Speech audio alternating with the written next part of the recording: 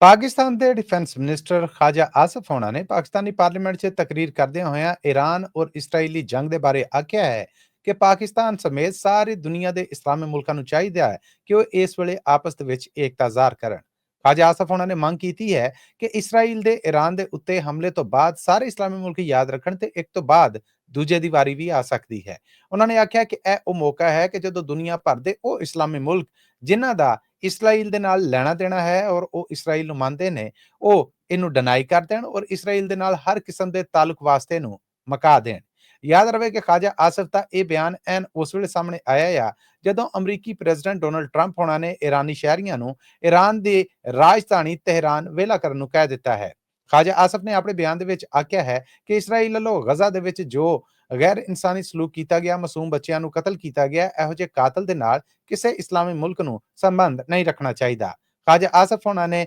National assembly 'ਚ ਇਹ ਤਕਰੀਰ ਕਰਦਿਆਂ ਹੋਇਆਂ ਇਹ ਵੀ ਯਾਦ ਦਿਵਾਇਆ ਕਿ ਮੈਂ ਹਕੂਮਤ ਦਾ ਹਿੱਸਾ ਹਾਂ ਔਰ ਮੈਂ ਇਸ ਪਾਰਲੀਮੈਂਟ ਦੇ ਵਿੱਚ ਖਲੋ ਕੇ ਇਹ ਮੰਗ ਕਰਨਾ ਹਾਂ ਕਿ ਸਾਰੇ ਇਸਲਾਮੀ ਮੁਲਕ ਇਸਰਾਈਲ ਦੇ ਨਾਲ ਲੈਣਾ ਦੇਣਾ ਮੁਕਾ ਦੇਣ।